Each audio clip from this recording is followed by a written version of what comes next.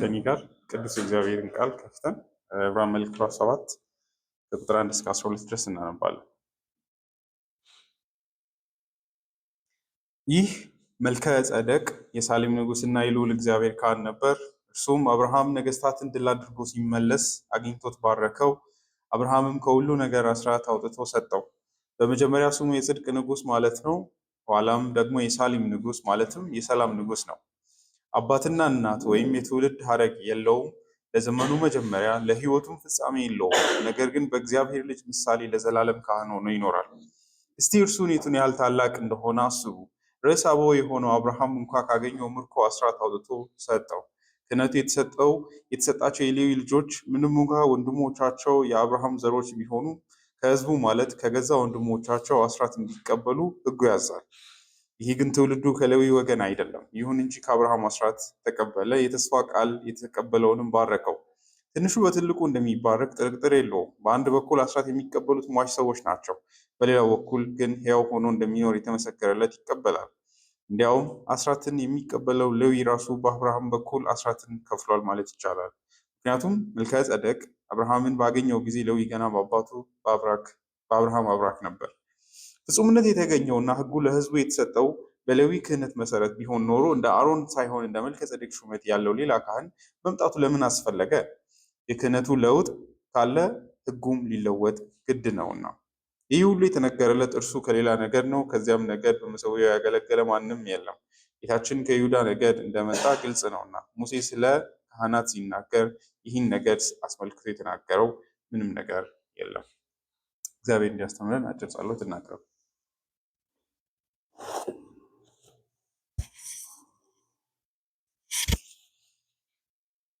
እጅግ ታላቅ የሆነ የዚህ መላለሙ ፈጣሪ ሰማያትን እንደ ድንኳን የዘረጋ ምድርንም ደግሞ በመሰረታዊ አጽንተ የያዘ እንዳትወድቅ የምትጠብቅ በኃይልህ እጅግ ግሩም እና ታላቅ የሆንክ እግዚአብሔር አምላካችን በጌታችን በኢየሱስ ክርስቶስ በኩል ደግሞ ለእኛ አባታችን የሆነ ሆይ በዚህ ማለዳ እዚህ ስለሰበሰብከን እናመሰግናለን። ከሁሉ በላይ በልጅ በክርስቶስ ኢየሱስ ስላዳንከን ደጋግመን ልናመሰግን እንወዳለን። የዘላለም ሕይወትን እንድንካፈል ከአንተ ጋር እንድንኖር ከዘላለም ጥፋት አትርፈህ በዚህ ዘላለማዊ ሕይወት እንድንኖር ስለወደድክ ወደ ልጅ ወደ ኢየሱስ ክርስቶስ ስላመጣህን በዚህ ስላሳየኸው በሕይወታችን ላይ ስለፈጸምከው ታላቅ ስራ እናመሰግንሃለን።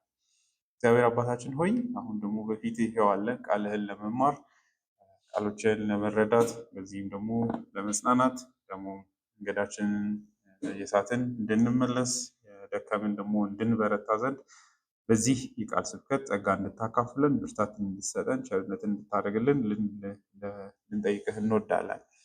እግዚአብሔር አባት ሆይ ይህንን የቃል ጊዜ ጨርሰን በፊት በምስጋና እስከምንቆም ድረስ በቅዱስ መንፈስ ሁላችንንም እንድትረዳን አእምሯችን ይህንን ሰማያዊ የሆነውን ነገር ማስተዋል የሚችል ዘንድ ጸጋ እንድታበዛ እኔንም ደግሞ እንድትረዳኝ በፊት ልመናችንን እናቀርባለን። ይህን ጸሎት በፊት የምናቀርብ ምንም አንዳች ጽድቅ ስላለን ሳይሆን ልጅ ኢየሱስ ክርስቶስ በሰጠን ጽድቅ ነው። ስለ ሁሉ ነገር እናመሰግንሃለን። በኢየሱስ ክርስቶስ ስም አሜን። እንግዲህ ዕብራውያን መልእክት ምዕራፍ 7ን ከጀመርን ሶስተኛ ሳምንታችን ነው። እንግዲህ እንደምታዩት ጸሐፊው ከኢየሱስን ከመልከ ጸደቅ ጋር እያነጻጸረ ነው ያለው። ይህን ያደረገበት መሰረታዊ ምክንያት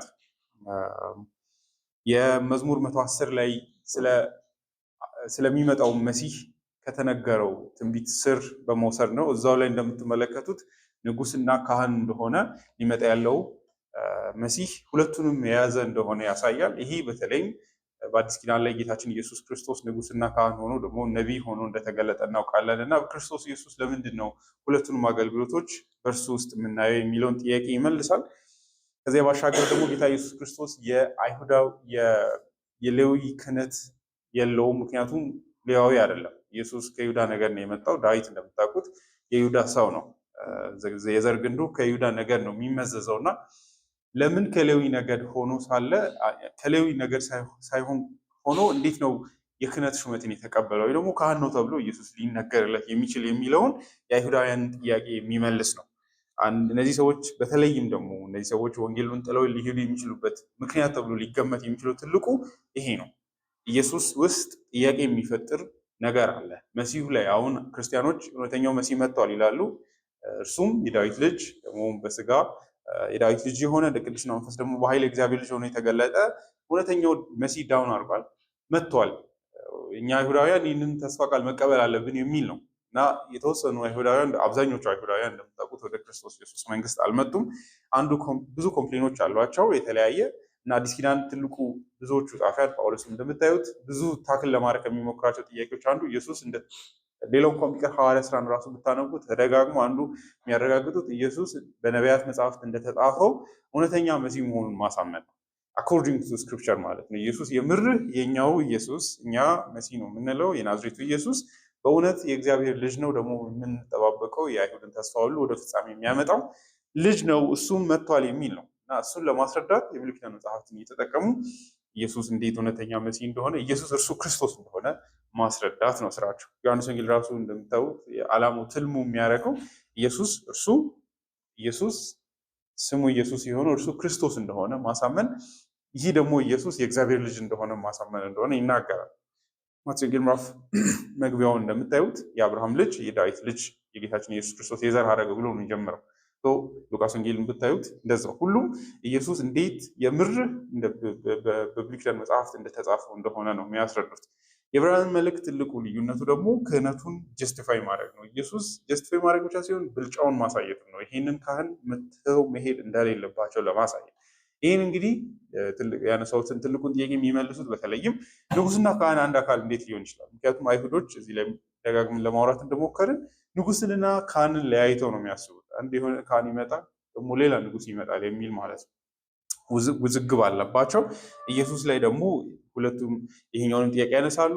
አለፍ ብሎ ደግሞ እንዴት የይሁዳ ነገድ ሆኖ ሳለ እንዴት ነው ካህን ነው ልንል የምንችለው? በየትኛው ሹመት ነው የተሾመው የሚል ማለት ነው። የሆነ አንድ የተሰራ ሸፍጥ እንዳለ ወይም ደግሞ እውነተኛ ያልሆነ መሲህ እንደሆነ አርጊው ስለሚደረግ፣ ስለዚህ አሁን ይህን አይነት አንድ አይሁዳዊ ሆናችሁ ስታስቡ እንደ አይነት አርጊመንቶች ቢመጡ መልስ ትፈልጋላችሁ እና የዕብራውያን ጸሐፊ ለዛ ነው መልከጼዴቅ ላይ ብዙ ኢንፋሲስ የሚሰጠው ትልቅም መልስ አድርጎ የሚያመጣው። ለዚህም እንግዲህ ምንም መጽሐፍ ቅዱስን ሳይጫን መዝሙር 110 ላይ ትልቁ አይሁዳውያን ኤክስፔክት የሚያደርጉት ይመጣል ተብሎ የሚጠበቀው መሲህ ዳዊት እንደሚዘምረው ከሆነ ካህንም እንደሆነ ነው። ካህን እንደሆነ ግን ብቻ ሳይሆን ትልቁ ነጥቡ የመልከጼዴቅ ክህነትን የወሰደ መሆኑ ላይ ነው። ስለዚህ ምዕራፍ 5 ላይ ያንን አመጣልን። ኢየሱስ በምን አይነት የክህነት ኦርደር እንደተሾመ ነገረ። እንደ መልከጼዴቅ በሆነ አይነት ክህነት ምዕራፍ 5 እያንዳንዱ ሊቀ ካህናት ከሰዎች መካከል ይመረጣል። የእግዚአብሔር በሆነው ነገር ላይ ሰዎችን በመወከል ለኃጢአት የሚሆነውን መባና መስዋዕት ለማቅረብ ይሾማል። እርሱ ራሱ ድካም ያለበት በመሆኑ አላዋቂ ለሆኑትና ለሚባዝኑት ሊራራላቸው ይችላል። ስለ ራሱ ኃጢአትና ስለሌሎች ሰዎች ኃጢአት መስዋዕት ማቅረብ የተገባው በዚሁ ምክንያት ነው። አሮን እንደተጠራ በእግዚአብሔር መጠራት አለበት እንጂ ይህን ክብር ለራሱ የሚወስድ ማንም የለም። ይህን ዘጋውና ታዲያ ኢየሱስ ይህን ያሟላል ወይ? ቁጥር 5 እንዲሁም ክርስቶስ ሊቀ ካህናት የመሆንን ክብር ለራሱ አልወሰደም። ስለዚህ አንደኛውን ኔጌቲቭሊ ይመልሳል። ኢየሱስ አልወሰደም። ለራሱ ማንም መውሰድ የለበትም። በራሱ ዝም ብሎ ብድግ ብሎ እኔ ካህን ነኝ ወይ ደግሞ አማላጅ ነኝ ማለት ማንም አይችልም። በእግዚአብሔር የተጠራ መሆን አለበት። ስለዚህ ለራሱ ይህን ክሌም የሚያደርግ ሰውን አንወስድም ነው። የሆነ ጀስቲፊኬሽን ያስፈልገናል። የሆነ አካል እሱም እግዚአብሔር የጠራው መሆን አለበት ይላል። ስለዚህ ኢየሱስ አልወሰደም አለን። ታዲያ በተቃራኒ ምንድን ነው ብላችሁ ብትጠይቁ፣ ነገር ግን እግዚአብሔር አንተ ልጄ ነህ እኔ ዛሬ አባት ሆኑ አለው። እንዲሁም በሌላ ስፍራ እንደ መልከጼዴቅ ሹመት አንተ ለዘላለም ካህን ነህ ይላል። ይህ ጥሪ ነው ኢየሱስን ካህን ያደረገው ነው የሚለው። ለምን አይነት ክህነት ነው የተሾመው ብላችሁ ብትጠይቁ ደግሞ እንደ መልከጼዴቅ አይነት ሹመትን ነው የወሰደው። ቁጥር 7 ኢየሱስ በዚህ ምድር በኖረበት ዘመን ከሞት ሊያድነው ወደሚችለው ጸሎትና ልመናን ከታላቅ ጩኸትና ከእንባ ጋር አቀረበ። ፍጹም ትሑት ሆኖ በመታዘዙም ጸሎቱ ተሰማለት። የእግዚአብሔር ልጅ ቢሆንም እንኳ ከተቀበለው መከራ መታዘዝን ተማረ። በዚህም ፍጹም ሆኖ ከተገኘ በኋላ እርሱን ለሚታዘዙ ሁሉ የዘላለም ድነት ምክንያት ሆነላቸው። ለመልከጼዴቅ ሹመትም ሊቀ ካህናት ተብሎ በእግዚአብሔር ተሾመ ይላል። መጨረሻው ስራውን በተለይም ያተመው ጳውሎስ ሮሜ ምዕራፍ 4:25 ላይ እንደሚል እኛንም ለማጽደቅ ከሙታን በመነሳቱ የክህነቱ የመጨረሻ ክብር ላይ ደርሷል። ይህም ከዛ ጊዜ በኋላ በእግዚአብሔርም ታውጇል። ይህ አዳኝ ከዚህ በኋላ ሊቀ ክህነቱ የሚያድን ሆኗል ተብሎ ተመሰከረለት። ምዕራፍ 6 መጨረሻ ላይ ይህም ስፍራ ኢየሱስ ስለኛ ቀድሞ የገባበት ነው፣ እርሱም እንደ መልከጼዴቅ ሹመት ለዘላለም ሊቀ ካህናት ሆኗል። ስለዚህ ኢየሱስን ባለፈውም ለማውራት እንደሞከርኩት ካህናት ብቻ ሊቀ ካህናት ነው ብቻ አይደለም የሚለው በመልከጼዴቅ አይነት የሊቀ ክህነት ሹመት የተሾመ ነው በማለት ይናገራል። ስለዚህ መዝሙር ዘፍጥረት ምዕራፍ 14ን ወሰደ። የመልከጼዴቅን ታሪክ እንደምታውቁት ታይፕ ነው። ባለፈው ብለን ብዙ ሰዓት አውርተናል። የኢየሱስ ምሳሌ ሆኖ የሚኖር ሰው ነው።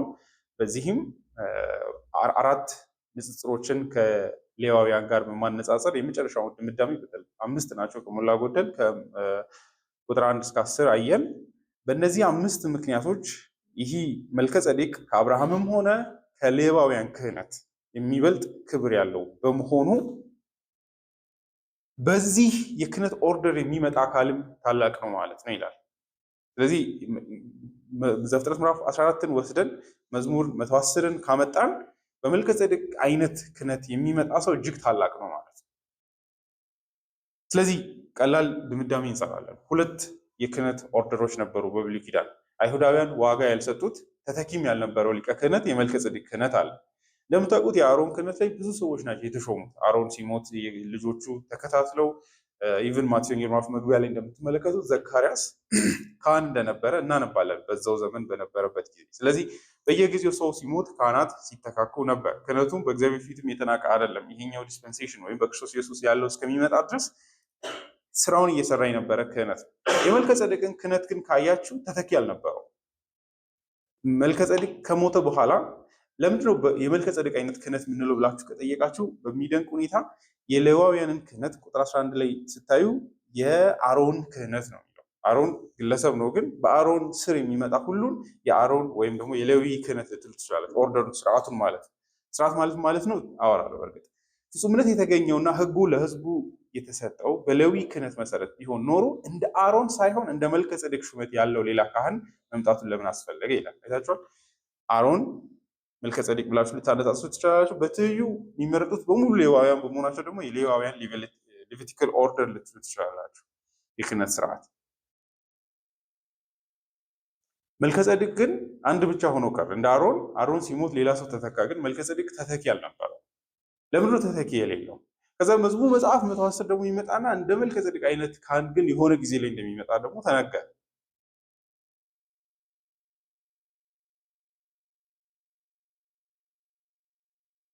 ስለዚህ አንድ ነገር እያረጋገጠ ነው በቀላሉ። ብሉይ ኪዳን መጽሐፍትን እንዲሁ ካነበባችሁ 2 የክህነት ስርዓት አለ። ስለዚህ አንድ ሰው ካህን ነኝ ብሎ ክሌም ሲያደርግ ወይ ሌዋዊ መሆን አለበት፣ ለሌዋዊነት ክህነት የሚያስፈልጉ ሪኳርመንቶችን ማሟላት አለበት። ካልሆነ ደግሞ የመልከጼዴቅን ክህነት የሚፈልጋቸውን ሪኳርመንቶች ማሟላት አለበት። የሌዋውያን ክህነትን ለመቀበል አንደኛ የዘር ግንዳችሁ ከሌዋውያን መሆን አለበት፣ መጣራት አለበት። ያ ሳይሆን መሆን አልችልም። እንደምታውቁት በጣም ፋሲኔቲንግ የሆኑ ከሆኑ ስቶሪዎች ውስጥ እስራኤላውያን ከምርኮ ምድር ሲመለሱ አንደኛ ዜና ላይ ምድረው ዘር ግንድ ይቆጠራል እና አንዳንዶቹ ዘራቸው አጠራጣሪ ስለሆነ ቼክ የእናንተን ዘር ለተወሰነ ጊዜ እንትን ላይ ተቀመጡ ተባለ። ዲስቲንክት ተደርገው ይሄኛው የዘር እነዚህ ሰዎች የዘር ትሬሳቸው በአግባቡ አይታወቅም እና ጥያቄ ማርክ አድርገው ማለት ነው። እና የዘር ግንድ በጣም ሲሪየስ ቦታ ይሰጠዋል። በተለይም በተለይም መሲሁን ከመጠበቃቸው የተነሳ ምክንያቱም እንዲሸውዳቸው አይፈለግም። በጣም ሲሪየስ ናቸው በዚህ ጉዳይ። በተለይ ሐዋርያት ሥራ መጽሐፍ ላይ ጳውሎስ ራሱ አባቶቻችን አለኝታ አለን ብለው ቀንና ሌሊት ሲጠባበቁ የነበሩ ተስፋ ነው ይላል። ስለዚህ ዘር ግን እንዲቀላቀል በቀላሉ የሚፈቅዱ ናቸው ብላችሁ ማሰብ የለብንም እና የክህነት ስርዓትም ላይ ሲመጣ የዘር ግንዳችሁ እንደሌላው ህዝብ ዝም ብሎ ላይትሊ የሚወሰድ አይደለም። ብዙዎቻችን አሁን ከሰባት ድረስ ቁጠሩ ይባላል። ከዛ በላይ ሪከርድ አይደለ የብዙ ሰው ምክንያቱም ምንም ሬሌቨንት ነው ለኛ አይደለ። ምንም ዘር ቆጥራችሁ ምንም የምታመጡት ነገር የለም። ፖሊሳይዝ ልታደርጉ ትችላለች፣ ምንም ዋጋ የለውም። ለአይሁዳውያን ግን እንደዛ አይደለም። ሄዶ እስከሆነ ድረስ ከዚህ በፊት እንዳወራሁት ካህኑ መሲሁ ይመጣል ተብሎ የሚጠበቀው ከአብርሃም ዘር ነው መሆን ያለበት። ስለዚህ 12 ስር ነው የሚጠበቀው። ነገር ግን የሆነ ሰዓት ላይ ጠበበና የይሁዳ ህዝብ ሆነ። የሆነ ሰዓት ላይ ደግሞ ጠበበና የዳዊት ስር ብቻ ሆነ እና የይሁዳ ነገድ ሆናችሁ ከዳዊት ስር ካልሆናችሁ ራሱ እንደ ካህን እንደ ንጉሥ የመቆጠር ተስፋ የላቸውም ነው። የዳዊት ሩት ፊክስድ ሆነ ከዛ በኋላ እና የዳዊትን ታሪክ ይዞ ነው የሚሄደው።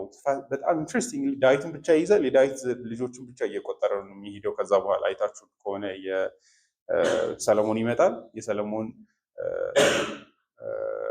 የሰለሞን መንግስት ለኢዮራም እና ለሮብዓም ይከፈላል ለሁለት።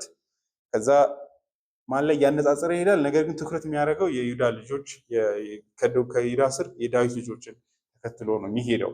ምክንያቱም ኮንሰርናቸው እሱ ስለነበረ ማለት ነው።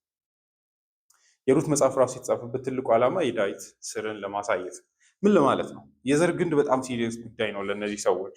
አንዱ የእናንተ ማንነት በተለይም ለዚህ አገልግሎት የሚመጣ ሰውን የሚያውቁበት ትሬስ የሚያደርጉበት መንገድ በዚህ ነው። ስለዚህ የይሁዳ ነገድ መሆን አለባችሁ አሚን ንጉስ ለመሆን።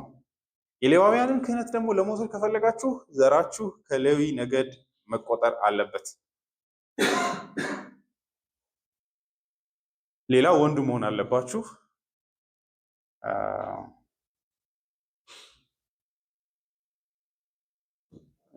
ከዛ በቀረው ሃይ ፕሪስት ለመሆን ሌላ ሪኳየርመንት አናይም።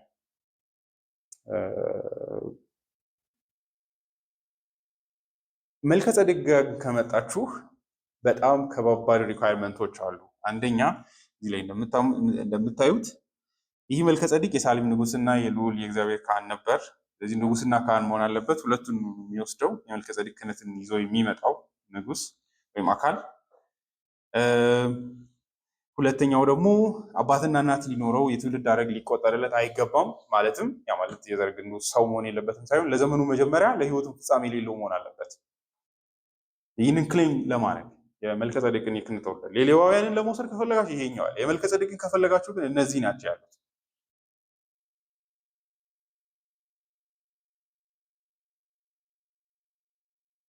ከዛ በተለያየ መንገድ ብልጫ እንዳለው ያሳየናል። ነገር ግን የዘር ግንዱ ከመልከ ጼዴቅ መቆጠር እንዳለበት አይናገርም።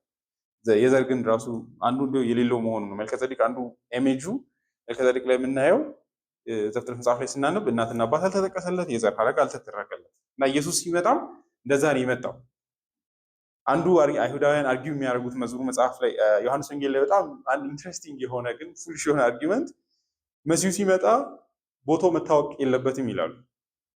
ይቀላቀልባቸዋል። ላይክ አንደኛው ላይ እንደዛ ይላሉ። ምክንያቱም የሚልኪያስ መጽሐፍ ላይ ጅማሬ የለው ዘመኑ የማይቆጠርለት ንጉስ ይመጣል ስለሚል ማለት ነው። ይቅርታ ሚኪያስ ላይ ምዕራፍ 5። ከዛ ሌላ ቦታ ግን ከቤተልሔም ነው ደግሞ ይላሉ። ስለዚህ ሁለቱ እንትን ያደርግባቸዋል፣ ኮላይድ ያደርግባቸዋል። አምላክም መሆን አለበት።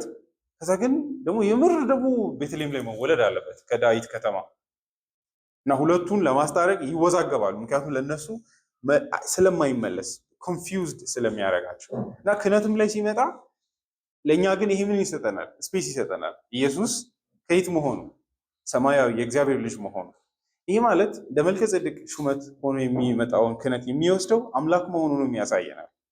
በጣም ትልቅ ክህነት እንደሆነ የሚያሳየን ያ አምላክ መሆን አለበት፣ ጅማሬ የሌለው ፍጻሜም ደግሞ የማይኖረው።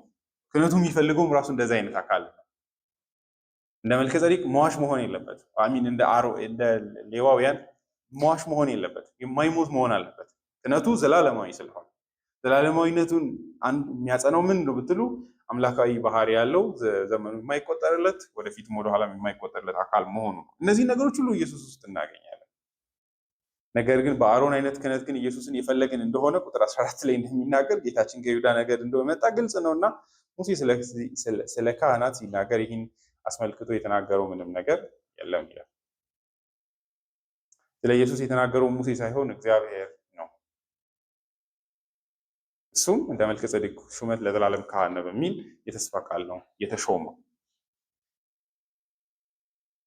እንግዲህ በዚህ ውጥረት መካከል ነው ኢየሱስ ኢመርጅ የሚያደርገውም ደግሞ እውነተኛ ክህነቱን ቪንዲኬት የሚያደርገው ወይ ደግሞ የሚያረጋግጠው በዚህም አሁን እየተጓዙ ካሉበት የሐሰት መንገድ እንዲመለሱ እሱም ወደ አይሁድ የክህነት ስርዓትም ሆነ ደግሞ ወደ አይሁድ ሃይማኖት እንዳይመለሱም ሊያሳያቸው ነው። ኢየሱስ ውስጥ ይሄ ነገር በእግዚአብሔር ቃል መሰረት ፍጹም የሆነ ማንነት ያለው እንደሆነ በተለይም ከሚፈለገው የክህነት ሪኳየርመንት ቁጥር 11 ፍጹምነት የተገኘውና ሕጉ ለሕዝቡ የተሰጠው በሌዊ ክህነት መሰረት ቢሆን ኖሮ እንደ አሮን ሳይሆን እንደ መልከ ጼዴቅ ሹመት ያለው ሌላ ካህን መምጣቱ ለምን አስፈለገ?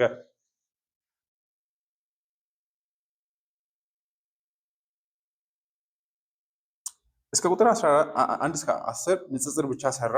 ከቁጥር 11 በኋላ ግን ቴዎሎጂካል ፖይንቶችን ሜክ ማድረግ ይጀምራል። አንድምታው ምንድን ነው? ኢየሱስ እንግዲህ መልከጼዴቅ ከሌዋውያን ይበልጣል አለን። ምንድን ነው ታዲያ ፋይዳው? ከዚህ በኋላ ነው ለአማኝ ያለውን ፋይዳ ወደ ማሳየት የሚንደረደረው። በዚህም የሌዋውያን ክህነት ኢናዲኩዌት እንደሆነ ነው የሚያሳየው። ከዚህ በኋላ ምን ምን እንደሚጎለው ያሳያል። ከዛ በክርስቶስ ውስጥ እነዛ ነገሮች እንዴት ፍጹም እንደሆኑ ወደ ማሳየት ይሄዳል። ቁጥር 11 ፍጹምነት የተገኘውና ሕጉ ለሕዝቡ የተሰጠው በሌዊ ክህነት መሰረት ቢሆን ኖሮ ይላል። እንግሊዝኛው ሞር የተሻለ ነው። አማርኛው ብለንድ ያደርጋል፣ ሁለት ነገሮችን ይወሽቃል አንድ ላይ። if therefore perfection were by the Levitical priesthood እንዝለን what further need was there that another priest should rise after the order of Melchizedek and not be called after the order of Aaron ይላል። በቅንፍ ውስጥ የከተተበት ምክንያት የቁጥር 11 ሙግት በቅንፍ ውስጥ ያለው አይደለም። ቅንፍ ውስጥ ያለችዋ ቁጥር 12 ላይ ነው የምትመጣው። ነገር ግን መሀል ላይ ቆም አድርጎ እሷንም ከቶ ይሄዳል። ከዚህ በኋላ አንዱ ክርስቶስ ካህን ሆኖ ለኛ መሾሙ ትልቁ ፋይዳው ከዛ ጋር ስለሚገናኝ የዚህ ጥያቄ ምንጭ ምንድን ነው? ደግሞ በጥያቄ መልክ መሆኑ ደግሞ ምንድን ነው ብለን የጠየቅን እንደሆነ ቅድምም እንዳረኩት እነዚህ ሰዎች ጥለው ሊሄዱ መሆናቸውን በዚህም ለምን አስፈለገ የሚለውን ጥያቄ በማንሳት እንዲያስቡ ለማድረግ ነው። ምን ይመስላችኋል? ይሄ ነገር ለምንድን ነው ኢኒሼት የተደረገው? ይሄ ጥያቄ ማለትም መዝሙር 110 መጽሐፍ ውስጥ ራሱ ለምን ይሄ ጥቅስ ኖረ ይላል። ለምን ይመስላችኋል ይላል። ምንን እያሳየ ነው? ያ ማለት እዛው የሌዋውያን ክህነት እየተደረገ ባለበት ዳዊት ብቅ ብሎ እንደ መልከጼዴቅ አይነት ሹመት የሚቀበል ካህን ያስፈልገናል ይላል። ደግሞ የሚቀበል አለ የሚመጣ አለ ብሎ የተናገረ ይላል። ለምንድን ነው ያስፈለገው? ይሄ እንደ አይነት ጥያቄ እንደምታውቁት መልስ ከተጠያቂው አካል መልስን ለመቀበል አይደለም። ውስጡ ሙግት አለ ወይ አሰርሽን አለ፣ ማስፈለጉ ምክንያት አለው እያለ ነው። በዚህም የአሮንን ክህነት ተስፋ በማድረግ እንዳይሄዱ እዛው ከብሉይ ኪዳን መጽሐፍት እያሳያቸው ነው። ለምንድን ነው ብላችሁ የጠየቃችሁ እንደሆነ ፍጹምነት ስላልተገኘ ነው እያለ ነው። በጥያቄው ውስጥ መልሱ ያ በአሮን ክህነት ፍጹምነት የተገኘ ቢሆን ኖሮ ሌላ ክህነት አያስፈልገንም ነበር ይላል። ኮንዲሽናል ነው እንግዲህ እንደምታዩት። በዚህ ተገኝቶ ቢሆን ኖሮ ስለ ሌላ ክህነት ባላወራን ወይ ደግሞ መጽሐፍ ቅዱስም ያንን አይነት ፍንጭ ባልሰጠን ይላል። ፍጹምነት ሲል ምን ማለቱ ነው? ይህ ንጽጽርና የቃላቱ አጠቃቀም በጣም በጥንቃቄ መታየት መቻል አለበት። የዕብራውያን ጸሐፊ በሆነ ረገድ ጳውሎስም እንደዛ ነው። ብዙ ጊዜ ሰዎች በቃ ጳውሎስ ጋር እዚህ ጋር ያነጻጽራሉ። ጳውሎስ ሁለቱንም ይናገራል፣ የዕብራውያን ጸሐፊም ሁለቱንም ይናገራል። ነገር ግን ሁለቱን የሚጠቀሙበት መንገድ በጥንቃቄ ነው ማየት ያለብን። ምን ማለት ነው ብትሉ ከብሉይ ኪዳን ጋር አዲስ ኪዳን ስምምነት አለው፣ ኮንቲኒቲ አለው። አንዱ ከሌላው ጋር ቀጣይነት አለው፣ የሚጋጭ አይደለም። ነገር ግን ደግሞ የሚጋጭ አይደለም ብቻ ሳይሆን ቀጣይ ቅጥጥሎሽ አለው ሲባል እዛው ላይ የነበረውን እውነታ ሳያዛልፍ ተከትሎ የአዲስ ኪዳን መጽሐፍ የአዲስ ኪዳኑ መገለጥም ወይም ደግሞ ኪዳኑ ተሸክሞ ይጓዛል። ነገር ግን ደግሞ ራዲካል ድራፍት አለ፣ ቁርጥ ብሎ የሚቆረጥም አለ። ስለዚህ ያንን ውጥረት በጳውሎስ መልእክቶች ውስጥ መመልከት ያስፈልጋል። ምን ማለት ነው ቀጣይነቱ ብትሉ ወንጌሉ አሁን አዲስ የበቀለ ወንጌል አይደለም የሚለውን ጳውሎስ ደጋግሞ ያሳያል። እግዚአብሔር ባለፉት ዘመናት አስቀድሞ በሰጠው ተስፋ መሰረት ነው በክርስቶስ ኢየሱስ ወንጌሉን የገለጠው ይላል ሮሜ ምዕራፍ 1 ላይ ሲናገር። በቀደሙ ዘመናት በነቢያቱ አፍ እንደተናገረ እግዚአብሔር ወንጌሉ እሱም ስለ ጌታችን ስለ ኢየሱስ ክርስቶስ ነው፣ እንደዚህ ነው እያለ ይላል። አንዱ ከዛ የመጣ መሆኑ ነው። ያንኑ እንደውም ፍጹም የሚያደርግ ከዛ ጋር ተቀጥላ ነው። ሮሜ ምዕራፍ 3 20 ላይም ሲናገር በሕግና በነቢያት የተመሰከረለት ጽድቅ አሁን ተገልጧል ይላል። የኛ ወንጌል አውት ኦፍ ኖዌር እንደ እንጉዳይ በቀል አይደለም፣ ሩት አለው። እሱም ሕጉም ሆነ ነቢያትም የሚመሰከሩለት መልእክት ነው የሚል ነው። ሮሜ ምዕራፍ 4 ላይ ራሱ ሲሄድ አባታችን አብርሃም በእውነት እንዴት ነው የጸደቀው ብሎ አብርሃም እንኳን የጸደቀው ጽድቅ በእምነት ብቻ በሆነ የእግዚአብሔር ማዳን እንደሆነ ያሳየናል። አብርሃም ኃጢአተኛ እንደነበረ እግዚአብሔር እንዲያውም በአብርሃም ሕይወት ውስጥ ያየነው ጽድቅ የሌለውን ማለት ጋሊ ሆነውን በሚያጸድቅ አምላኩ ፊት በማመን እንደጸደቀ አብርሃም የዚህ ትልቅ ወንጌል እውነታ አንድ ማሳያ ነው። ከዛ ትልቁን ዳዊትን ያመጣል። ዳዊት ራሱ በመዝሙሩ እግዚአብሔር ኃጢአቱን የሸፈነለት ጌታ ኃጢአቱን የማይቆጥርበት ኃጢአቱ የተከደነችለት ሰው ምንኛ ምስጉን ነው ይላል። ይሄ ምን ያሳየናል ብትሉ ወንጌላችን አንድነት እንዳለው ብሉይ ኪዳን ላይ የዳኑ አባቶችም የዳኑት በክርስቶስ ኢየሱስ በተስፋው ቃል እንደዳኑ ያሳየናል። በዛው ልክ ግን ደግሞ አዲሱ ኪዳን ልዩነትም አለው። ልዩነቱ በምን ረገድ ነው ብትሉ በፐርፌክሽን ነው፣ ፍጽምና። የዕብራውያን መጽሐፍ አትኩሮት የሚሰጠው እሱ ላይ የብሉይ ኪዳንን መገለጥና የእግዚአብሔርን ቃሎች በቃ እዚህ ጋር እንጣል አይነት አይደለም። የእግዚአብሔር ቃል ነበር ይላል ዕብራውያን መልእክት ምዕራፍ 1 ላይ ራሱ አይታችሁ እንደሆነ እግዚአብሔር ራሱ ነው፣ ሰይጣን አይደለም የተናገረው፣ ሌላ አካል አይደለም። በነቢያትና በተለያየ መንገድ አይደለም። ምዕራፍ 1 ቁጥር 1 እግዚአብሔር ከጥንት ጀምሮ በተለያየ ጊዜና በልዩ ልዩ መንገድ በነቢያት በኩል ለአባቶቻችን ተናግሮ ራሱ እግዚአብሔር ነው የተናገረው። ልዩነቱ ምንድን ነው ግን ብትሉ ምዕራፍ ቁጥር 2 ላይ በዚህ መጨረሻ ዘመን ግን ሁሉን ወራሽ ባደረገውና ዓለማትን በፈጠረበት በልጁ ለእኛ ተናገረ ይላል። እግዚአብሔር ራሱ ነው በነቢያቱ በኩል የተናገረው። አሁን ግን ልዩነቱ ምንድን ነው? አሁንም እግዚአብሔር ነው የተናገረው። ነገር ግን የአሁኑ መገለጥን ታላቅ የሚያደርገው ሁሉን ወራሽ ባደረገው ዓለማትን በፈጠረበት በገዛ ልጁ ነው የተናገረን ይላል። ከነቢይነትና ከመገለጥ አንጻር አዲስ ኪዳን እንዴት ፐርፌክት እንደሆነ ከዚህ በኋላ ሌላ እግዚአብሔር ሶስተኛ እግዚአብሔር ባለፉት ዘመናት በነቢያት ተናግሮ ከዛ በልጁ በኩል ተናግሮ አሁን በእኔ ተናገረ የሚል ሰው እንዳይኖር ማለት ነው። መገለጥ ከዚህ በኋላ ኮንቲኒቲ የሌለው ለዛ ነው የመጨረሻ መገለጥ ነው። እግዚአብሔር ያለውን መረጃ ስለ ራሱ ሰዎች እንዲያውቁ የሰው ልጆች እንዲሰሙ የሚፈልገውን ሁሉ ነገር በክርስቶስ ኢየሱስ ጥያቄ ያለው ሰው ሁሉ ካለ ከእርሱ መልስ እንዲያገኝ እግዚአብሔር ገልጧል ነው። ይሄ ከነቢያዊ አገልግሎት አንጻር ነው። እንግዲህ ብሉይ ኪዳንን ማንጥለው ለዛ ነው። የራሱ የእግዚአብሔር ንግግሮች ናቸው። አዲስ ኪዳን ደግሞ ፍጹም የሆነ የእግዚአብሔር ድምፅ ነው። ልክ በዛ አይነት ትይዩ ደግሞ ክህነትም ላይ ከመጣን ክህነቱ የብሉይ ኪዳን ክህነት ድነት የለውም ወይ ብለን መጠየቅ አለብን። የለውምም አለውምም። እንዴት ድነት አለው ብትሉ ካልቪን እዚህ ላይ ትኩረት ይሰጣል። ድነት ያለው እንዴት ነው ብለን የጠየቅን እንደሆነ በእነሱ ውስጥ ድነት የለም። ነገር ግን ድነት የሚገኝበትን አካል ወደፊት ሰዎች እንዲያዩ በማድረግ ድነትን ሊመጣ ካለው ከኢየሱስ እንዲያገኙ ያደርጋቸዋል። ያ ማለት ምንድን ነው ብትሉ አንዳንድ ሰዎች ምንም ላይ መስላቸው ይችላሉ መስዋዕት ስርዓቱን ሲፈጽሙ ደም ሲፈስ፣ ግን እውነተኛ የሆኑ አማኞች አሉ።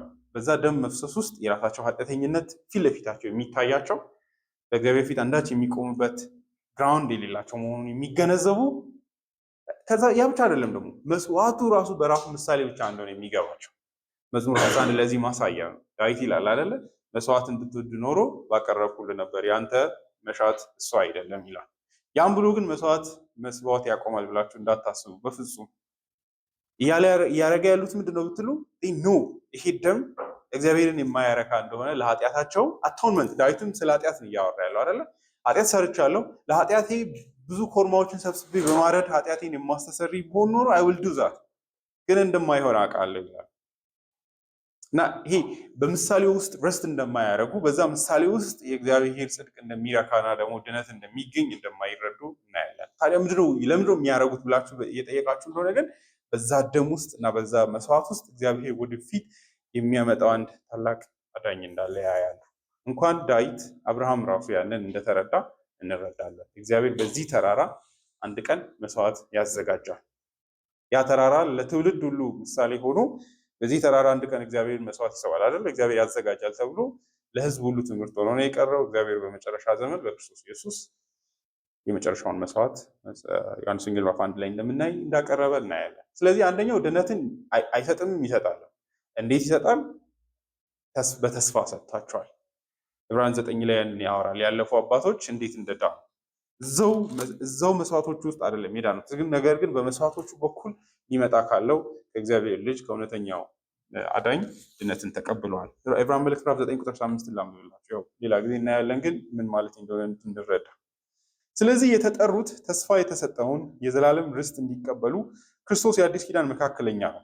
ታዲያ ወረባዎት የብሉይ ኪዳን አባቶች በመጀመሪያው ኪዳን ስር በነበሩበት ጊዜ ከሰሩት ኃጢአት ነፃ ለማውጣት ቤዛ ሆኖ ሞቷልና ይላል።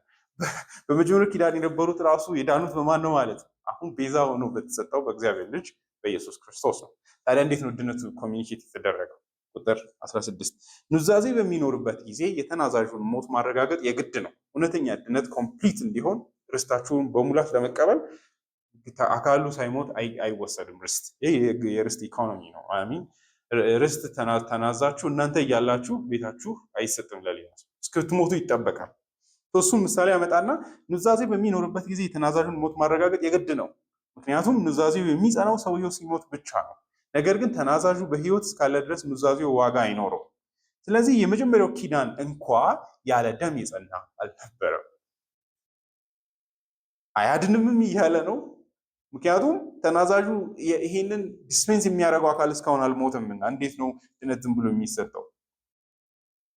ስለዚህ ምን ሆነ ታዲያ ብትሉ ደም ነበረበት ይላል። ኢየሱስ እውነተኛው ደምን አፍስሷል። የኢየሱስ ደምን የሚመስል ደም ሲፈስ ነበር፣ በዛ ነው የተሰጣቸው ይላል። ስለዚህ የመጀመሪያው ኪዳን እንኳ ያለ ደም የጸና አልነበረም። ሙሴ እያንዳንዱን የሕግ ትእዛዝ ለሕዝቡ ሁሉ ከተናገረ በኋላ የጥጆችን ደም ከውሃ ከቀይ በግ ጠጉርና ከጾም ጋር ወስዶ በመጽሐፉና በሕዝቡ ላይ ረጨ። እንዲህም አለ፣ እንድትጠብቁት እግዚአብሔር ያዘዛችሁ የኪዳኑ ደም ይህ ነው። እንዲሁም ድንኳኒቱንና ማገልገያውንም ዕቃ ሁሉ በደም ረጨ። ትኩረቱ ደም ላይ ነው። ደም እንዴት ተከትሎ እንደመጣ በእርግጥ ከጥቂት ነገሮች በስተቀር ሁሉም ነገር በደም በደም መንጻት እንዳለበት ሕጉ ያዛል። ደም ሳይፈስ ስርየት የለምና። እንግዲህ ኮንክሉዥኔ ነው የሰማያዊ ነገሮች ምሳሌ የሆኑት እነዚህ ነገሮች በእነዚህ ነገሮች ሊነጹ የግድ ነበር። በሰማይ ያሉት ነገሮች ግን ከዚህ በሚበልጥ መስዋዕት ይነጻሉ። ክርስቶስ የእውነተኛይቱ ድንኳን ምሳሌ ወደሆነችው እና በሰው እጅ ወደ ተሰራችው መቅደስ አልገባም። ነገር ግን አሁን ስለኛ በእግዚአብሔር ፊት ለመታየት ወደ እርሷ ወደ ሰማይ ይገባ ይላል። የምር እውነተኛው ድነት ሰጪ ኢየሱስ ነው።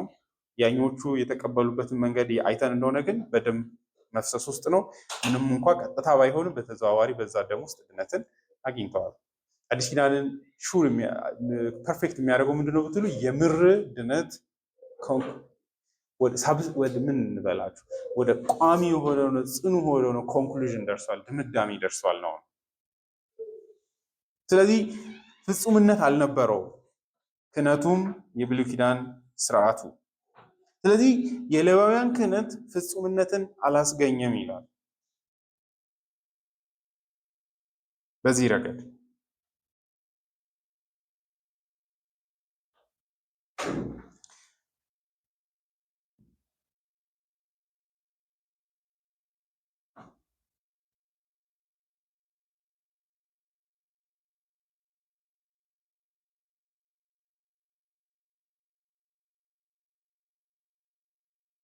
ኢየሱስ ግን ፍጹም የሆነ ድነትን ይሰጣል። ከኢየሱስ ወዲያ ሌላ መጥቶ የሚያድነኝ ብለን ወደፊት አጮልቀን አናይም። እርሱ ውስጥ ድነትን እናያለን።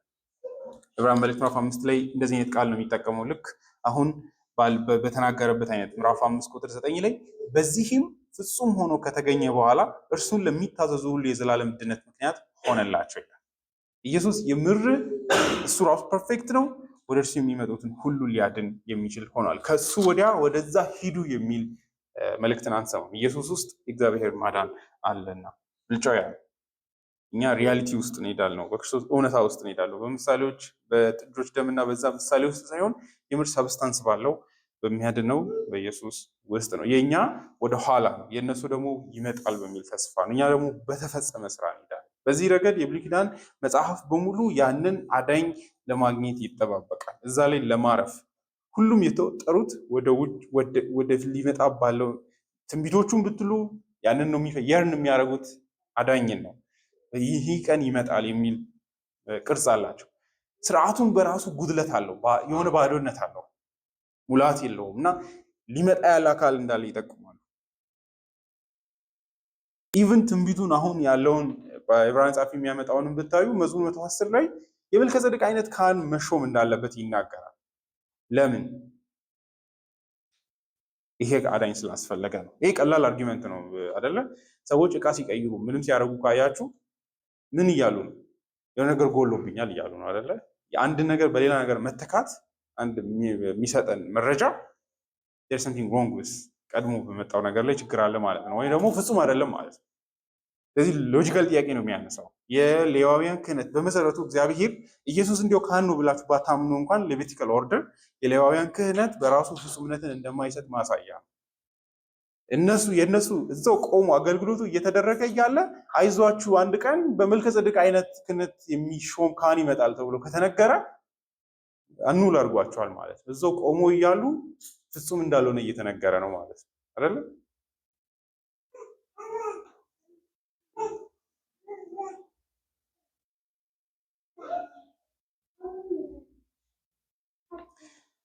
ግን ጥያቄው ፍጹምነቱ ምንድን ነው ብለን የጠየቅን እንደሆነ በጣም ሻርፕ በሆነ መንገድ እናውራ ካለን ሁለት ነው።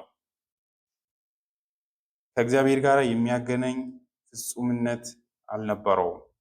ያገናኝም እንኳ በሙላት ያገናኘ ስርዓት አይደለም። እዚህ ውስጥ ምን አለ ብትሉ የእግዚአብሔር ቁጣን የሚወስድ ስርዓት አልነበረም። ደግሞም ፍጹም ጽድቅ የሚገኝበት ስርዓት አልነበረም። ያ ሊመጣ እንዳለ ትንቢታዊ የሆነ ኔቸር አለው፣ ባህሪ ያለው፣ ነገር ግን በውስጡ ያንን የሚሰጥ አልነበረም። በኋላ ይህንን የዕብራውያን ጸሐፊ ያዳብረዋል። ምን ማለቱ እንደሆነ በተለይ ቁጥር 19 ለዚህ መጽሐፍም ላይ ያመጣታል። በክርስቶስ ኢየሱስ ምዕራፍ 7 ቁጥር 19 የቀድሞ ትእዛዝ ደካማና የማይጠቅም በመሆኑ ተሽሯል፣ ሕጉ ማንንም ፍጹም ሊያደርግ ስለማይችል ወደ እግዚአብሔር የምንቀርብበት የተሻለ ተስፋ መጥቷል ይላል። ይህንን የሚቀጥለው ጊዜ እናወራለን። ነገር ግን ፍጹምነት ሲባል ምን ማለት እንደሆነ እንዲገባን ማለት ነው። ስለዚህ ፍጹምናን አይሰጥም ስንል ወደ እግዚአብሔር የሚያቀርብ አይደለም። ፍጹም በሆነ መንገድ ወደ እግዚአብሔር የሚያደርስ መንገድ አልነበረም። በዚህ ሱር ምን አለ ብትሉ የእግዚአብሔር ቁጣ ስላለ አይደለ? እግዚአብሔር እኛን ወደ ራሱ የማያስጠጋበት ወይ ደግሞ እኛም ወደ እርሱ ማንጠጋበት አንዱ ምክንያት ቅዱስ ስለሆነ በቅድስተ ቅዱሳን ያለ እጅግ ቅዱስ አምላክ ስለሆነ ኃጢአተኛ ወደ እርሱ መቅረብ ስለማይችል ነው። ኢሳያስ ምዕራፍ 6 ላይ እንዳያችሁት ማለት ነው። የአሮን ክህነት ያንን የሚያሳብቅም ጭምር ነው። በውስጡ በሆነ መንገድ ስቲል ከእግዚአብሔር ጋር የሚገናኙበትን መንገድ የሚሰጥ የነበረ ቢሆንም እዛው በሆነው ድምፁ ደግሞ ቶኑ እግዚአብሔር ጋር ችግር እንዳለ ደግሞ የሚጠቁም ስርዓት። በጣም አሜዚንግ የሆነ ፓራዶክስ ነው። አንድ ሰው እንዲሁም የሌዋውያን ክህነት ሙሉ ባህሪውን አይታችሁ እንደሆነ ይጮህባቸዋል። ከእግዚአብሔር ጋር አንዳች ችግር አላችሁ የሚል ጩኸትን ነው የሚያስተጋባው ይላል። አንድ ሰው የነካችሁት ነገር ሁሉ ኃጢአታችሁን ያስታውሳችኋል። ይሄ ኃጢአት መንጻት አለበት፣ ይሄ ነገር ዲል መደረግ አለበት የሚል ነው። አት ሴም ታይም ደግሞ ያስጠጋቸዋል። በየትኛውም ሃይማኖት በዚህ ዓለም ላይ ልትጠጉ አትችሉም። ግን በሌዋውያን ክህነት እስራኤላውያን ከእግዚአብሔር ጋር ህብረት ነበራቸው። ሌላው ህዝብ ሁሉ ዝም ብሎ ነው ክሌም የሚያደርገው አምላክ አለኝ የሚለው። እግዚአብሔር እውነተኛው አምላክ ሆኖለት የሚያውቅ ህዝብ የለም ከእስራኤላውያን በስተቀር እና ያንንም በቸርነቱ የሰጠ እግዚአብሔር ነው። ነገር ግን በዛው በተሰጠበት ስርዓት ውስጥ ግን ራሱ ጉድለት ግን አለ። ፍጹም የሆነውን ከእግዚአብሔር ጋር መቅረብና መተሳሰርን የሚሰጥ ስርዓት አልነበረም። በተለይም ስትራክቸሩን እንደምታዩት ቅድስተ ቅዱሳን ውስጥ አለ፣ ከዛ ቅዱሳን አለ፣ ከዛ የውጭ በር አለ እና ወደ ቅድስተ ቅዱሳን በዓመት አንድ ጊዜ ነው የሚገባው። እሱም አንድ ሰው ብቻ ሊቀ ካህናቱ ብቻ ነው የሚገባው። በዚህ ውስጥ ምንድነው ኮሚኒኬት እየተደረገ ያለ እኔ ጋር መድረስ አትችሉም የሚል ነው። በእኔና በእናንተ መካከል ግድግዳ አለ፣ አንድ ማያቀራርበን ነገር አለ የሚል መልእክት ይቀበላሉ። ስለዚህ ኤቭሪ ታይም ያንን እያለፉ ሲሄዱ they are reminded of their sin። እዛው ራሱ እንደምታዩት ራሱ ቤተ መቅደሱ ስር ምን ነበር? የውሃ ሳህን ተደርጎ ሌዋውያን ሁሉ ጊዜ ሲሄዱ ይታጠቡበታል። it reminds them ኃጢአተኝነታቸው አይደለ? ስትታጠቡ ውሃ ሰውነታቸው ላይ እነዛ ካህናቱ ሲያረጉ ምንድነው የሚመጣላቸው? ቆሻሻነታቸው እየተነገራቸው ነው። you need to be washed ቅዱስ አምላክ ጋር እንድትቀርቡ ኤቭሪ ታይም ያንን። ከዛ ደግሞ ራሳቸውን ያያሉ በሳህኑ ውስጥ እና ሚረር ኃጢአተኝነታቸውን። ስርዓቱ ኮንስትራክት የተደረገው ምንም እንኳ ወደ እግዚአብሔር የሚቀርቡበት ቢሆኑ በትይዩ ግን የሆነ ችግር አለ ይላል። ስለዚህ ስርዓቱ በራሱ በባህሪው ራሱ አይሁዳውያን ወደ ሌዋውያን ክህነት አሁን ተመልሶ እየሄዱ ያሉት የምር ሌዋውያን ክህነት ምን እንደሆነ ስላልተረዳቸው ነው እያለ ነው ጸሐፊ። ግቡን ራሱ እየገባቸው አይደለም። ፍጹምነትን ሊሰጥ አይችልም ከእግዚአብሔር ጋር በመተሳሰር ረገድ። ይህ ማለት ደግሞ መሬት ላይ አስቀምጠን ሰብስታንሺየት ስናደርገው ምንድን ነው ብላችሁ ብትጠይቁ ምዕራፍ 7 ቁጥር መጨረሻ ላይ ያመጣዋል። ቁጥር 26 ጀምሮ ኢየሱስ እኛ ወደ እግዚአብሔር የምንቀርብበትን እውነተኛው ጽድቅ የሚሰጥ ካህን ነው።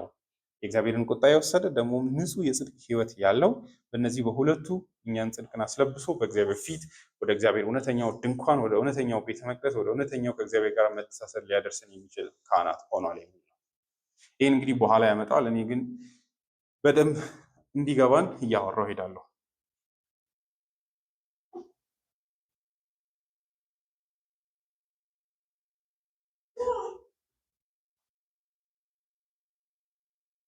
ስለዚህ ፍጹምነት በዚህ ስራ አልተገኘም። እንዲያውም ሕሊናቸውን ሁሌ ይከስ እንደነበረ የዕብራውያን መልእክት 10 ላይ ወደፊት ሄዶ ይናገራል። መስዋዕትን በፈጸሙ ቁጥር ሁሉ ደምን ባፈሰሱ ቁጥር ጨርሶ እንዲሁ ወደዛ ነው ሕሊናቸውን ለኃጢአት የሚከፍተው። ይቅርታን ያገኛሉ እኮ ግን ይቅርታው በዛ ውስጥ ሳይሆን ሊመጣ ባለው አዳኝ ነው። እና በትይዩ ግን ማይንድስተም ያንን ደም ባዩ ቁጥር ኃጢአተኝነታቸውን ይገነዘባሉ። አይደለ? እንዲህ እየተዝናናችሁ ትሄዱና ደም ስታዩ ትደነግጣላችሁ ማለት ነው። ዳን ህይወት የተበላሸ ነው ማለት ነው አይደለ? መልእክቱ እሱ ነው። ምክንያቱም እዛ ቫዮለንትሊ በግ ሲታረድ ስታዩ አስቡ፣ እናንተ ያስቀመጣችሁበት በግ ነው እናንተን ይወክላል ተብሎ ሲታረድ ማለት ነው። ሶ ቶርች የሚያደርግ ኔቸር አለው አይደለ? የኃጢአታቸውን አስከፊነት እንዲሁም በበለጠ መንገድ ቪቪፋይ የሚያደርግ ማለት ነው።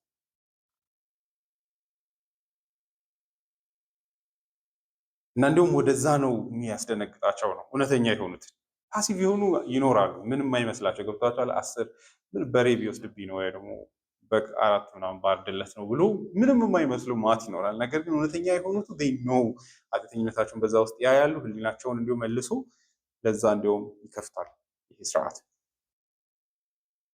እና በዚህ አይነት መንገድ የሌዋውያን ክህነት ፍጹምነትን የሚሰጥ ሆኖ ባለመገኘቱ አንድ ነገር እንረዳለን። ጸሐፊው በቀላሉ እያለ ነው። እሱም ሌላ ካህን ባያስፈልግ ኖሮ እዛው የሌዋውያን ክህነት እየተደረገ ባለበት እንደ መልከ ጸደቅ ብሎ ሌላ የክህነት ኦርደርን እግዚአብሔር ሊመጣ እንዳለ ባልተናገረ ነበር። ስለዚህ እንግዲህ እንደ አሮን ሳይሆን እንደ መልከ ጸደቅ ሹመት ያለው ሌላ ካህን መምጣቱ ለምን አስፈለገ? እንደ አሮን ሌላ ከተተካ ዋጋ የለውም። ስለዚህ እግዚአብሔር ምን አለ? ተስፋ ሰጠ። በአሮን ክህነት ኦርደር ሳይሆን አይዟችሁ፣ በዚህ አይነት መንገድ ሰው የሆነ ራሱ ኃጢአተኛ የሆነ ለራሱን መስዋዕት አስገብቶ ደግሞ የሚያቀርበው መስዋዕትን ፍጹም ያለው ነው በመስጠት ሳይሆን ሌላ ኦርደር ይመጣል የሚል ተስፋ የተሰጠው። ቅድም ያነሳሁት ከግለሰቦቹ አንጻር ነው። እንግዲህ ሰዎቹም ኃጢአተኞች ናቸው ክህነቱን የሚያቀርቡት። ስለዚህ ኢትስ ሹር ዛት ራሳቸው እንኳን ኃጢአተኛ ሆኖ ለሌላው ጽድቅን ማምጣት እንደማይችሉ፣ ነገር ግን ያ ብቻ አይደለም የሚደረገውም ስርዓቱ ራሱ ፍጹም አይደለም። በምን ረገድ ብትሉ አንድ ሰው ይላል በግ አይታችሁ ኃጢአታይ በዚህ ይሰራል ካላችሁ ሎጂኩ አልገባችሁም ማለት ነው ይላል። ምን ማለት ነው? እንግዲህ ሁለት ናቸው ኢምፐርፌክሽኑ። መስዋዕቱን የሚያቀርቡት አካላት ኃጢአተኞች ናቸው። ከዛ የተነሳ እነሱ ራሱ ተስፋ የለውም፣ ተስፋ ማድረግ አትችሉም። ሁለት ደግሞ የሚያቀርቡትንም ነገር ስታዩ ተስፋ ማድረግ አትችሉም። ምን ማለት ነው? የሰው ልጅ ኃጢአት ሰርቶ በበግ መስዋዕት አትሆን አይደረግም። ቀላል ነው አይደለ? ልጃችሁን አንድ ሰው ቢገልባችሁ ይጣማኝ ነው ኦፌንሲቭ እንትን እንደሆነ አንድ ሰው መጥቶ አንድ ቆንጆ በግ አለኝ ለጽተ ቢል ማለት አይደለ? how can it be በግ ይዛችሁ በቃ I forgive you ይቅር ብያለሁ ብላችሁ አትሄዱም። ጀስት አይደለም አይደለ? በዚህ ኃጢአቶቻችን ሁሉ ውስጥ ለኛ አሁን እኛ አለላውን በትልቁ ምሳሌ ሲሰጥ ነው በደንብ የሚታየን አይደለ? ልጅ በበግ እንዴት ይለካል እንላለን፣ ወርዙን ማለት ነው። የበግ ነፍስ በራሱ ዋጋ ስለሌለው አይደለም። ነገር ግን መቼም ቢሆን ኮንሽስ የሆነውን የሰው ልጅን ኃጢአት ጋር እኩል ሊሆን አይችልም። እንኳን በጎች መላእክቶች ቢመጡ ራሱ እግዚአብሔር አይቀበልም። እኔ ልሰቀይ ቢባል for human sin እግዚአብሔር ንጹህና ፍትሃዊ አምላክ ስለሆነ ቅዱስም አምላክ ስለሆነ ለኃጢአት የሚገባውን ዋጋ የሚሰጥ አምላክ ባነሰውም በሚበዛውም አይቀጣም ነው። ስለዚህ የበጎችና የኮርማዎች ደም ራሱ ደም እኮ ደም ነው፣ ቀይ ደም ነው። ነገር ግን ኮንሽስ የሆነ አካል ስቃይ አይደለም። በእነዚህ ሁለቱ ምክንያት ፍጹምነትን ሊሰጥ የሚችል አልነበረም። ለዛ ነው ሌላ ክህነት ያስፈልገው። በዚህ በሚመጣው ክህነት ውስጥ ደግሞ የምናየው ሁለት መሰረታዊ ነገሮች፣ አቅራቢውና ያቀረበው መስዋዕት እጅግ ፍጹም በሆነው በመገኘታቸው በእግዚአብሔር ፊት ደፍረን የእግዚአብሔርን ደጅ በሌሊት ማንኳኳት ችለናል፣ ደፍረናል። ጭራሽ ዳቦ ዛሬ ፈልጌያለሁ ራሱ እያልን እናንኳኳለን። እስከዛ ድረስ መብትን አግኝተናል። ለምንድን ነው እንደዚህ የደፈርነው ብትሉ አሁን ካገኘነው ካህን ደግሞ ከተሰጠው ካቀረበው መስዋዕትም የተነሳ ፍጹም የሆነ ድፍረትን ሰጥቶናል በእግዚአብሔር ፊት። እግዚአብሔር እኛ ራሱ ማውራት እንድንችል ኢየሱስ አስችሏል።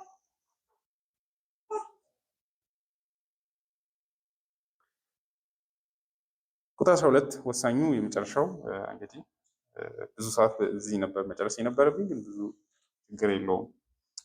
ቁጥር 11 ላይ ክህነቱ ሲለወጥ ቁጥር 11 ላይ ሂንት አድርጎ ነበር። ፓሬንቲሲስ ውስጥ ነው ያለው። እንግሊዝኛው ላይ ታችሁ ከሆነ ሀሳቡ ጋር የሚገነጠል ስለሆነ እንዳይረብሽ ብሎ በፓሬንቲሲስ ውስጥ ነው፣ በቅንፍ ውስጥ ነው የከተተው፣ የቃሉን ፍሰት እንዳያዛባበት። አማርኛው ላይ ስታነቡት ገጣጥሞ ነው የጻፉት፣ ግን በእንግሊዝኛው ብትሄዱ ቆርጣችሁ ማስቀመጥ የምትችሏት አይነት ናት። ላይክ ቁርጥ አድርጋችሁ ብታወጡ ህጉ የተሰጠውም ደግሞ በክህነቱ በኩል ነው በማለት ይናገራል። በዚህም ሁለት ነገሮችን ያሳየናል። የክህነት ለውጥ ካለ ህጉም ሊለወጥ ግድ ነውና አንደኛውን አንድምታ ያወጣል። ምን ማለት ነው ብትሉ እንግዲህ አንድ ነገር አረጋግጠናል። ቁጥር 11 ላይ ከመዝሙር መጽሐፍ 110 እሱ ምንድነው ብትሉ እንደ መልከጼዴቅ አይነት ካህን ይመጣል። እሱ እርግጠኛ ከሆነን እሱ ምን ኢምፕላይ ያደርጋል ይላል። ያ ከሆነ ደግሞ ካህኑ የሚለወጥ ከሆነ ህጉም ከሱ ጋር አብሮት ይለወጣል ማለት ነው ይላል። የትኛው ህግ ነው የሚለወጠው? ህግ ሲል ምን ማለት ነው? እንዲሁም ለሱ የወንጌሉ ደስታም እዚህ ውስጥ ነው ያለው። ህግ ሲል ምን እያሰበን ያለው? በጥንቃቄ ነው መነበብ ያለበት። አንዳንዴ የጳውሎስ መልእክቶች መጥተው እዚህ ላይ ፑሽ ሊያደርጉብን ይችላሉ። ለዛ ብሎክ እያደረግን ነው ማንበብ ያለብን፣ ጸሐፊው በራሱን ቋንቋ ለመረዳት ማለት ነው። ምንም ስምምነት ቢኖረውም ቃላቶቻቸው አንዳንድ የሚውሉበት መንገድ ሊለያይ ይችላል።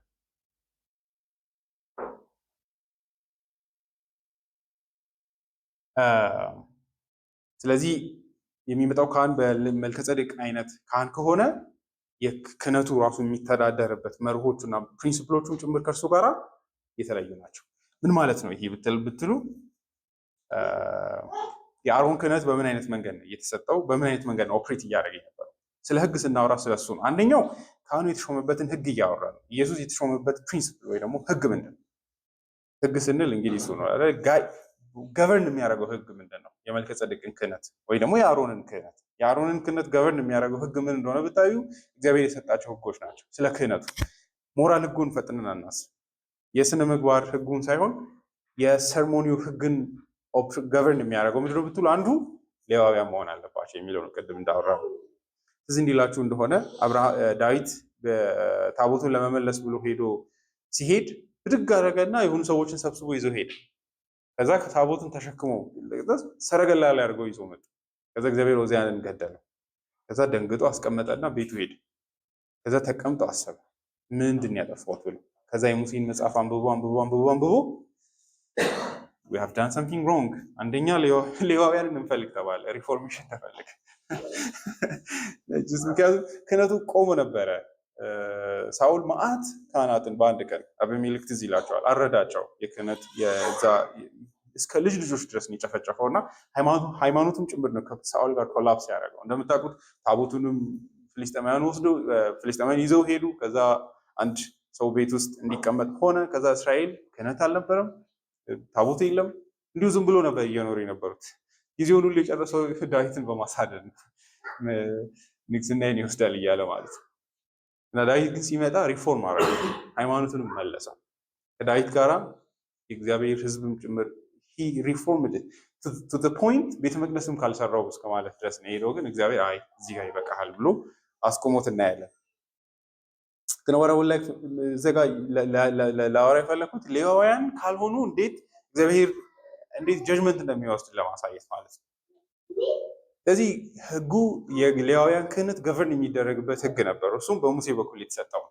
በ14 ላይ የሚያወራው ምንድን ነው? ሙሴ ግን ስለ ይሁዳ ክህነት አንዳች ነገር አስመልክቶ የተናገረ የለም ይላል። ስለ ሌዊ ክህነት ግን ከሄዳችሁ ዘሮቹ የሌዋውያን መሆን እንዳለባቸው፣ ምን መልበስ እንዳለባቸው፣ እንዴት መቅረብ እንዳለባቸው ሙሉ ያንን የሚያስተዳድር ኢኮኖሚ አለ ወይ ደግሞ ህግ አለ። ካህኑ ሲለወጥ ደግሞ ከካህኑ ጋርም የሚያስተዳድረው ህጉም ጭምር ተለውጧል ይላል። የተለወጠው በማን ቃል ነው ብላችሁ ከሄዳችሁ ግን በእግዚአብሔር በራሱ በተሻለው ቃል እንደሆነ ያሳየናል።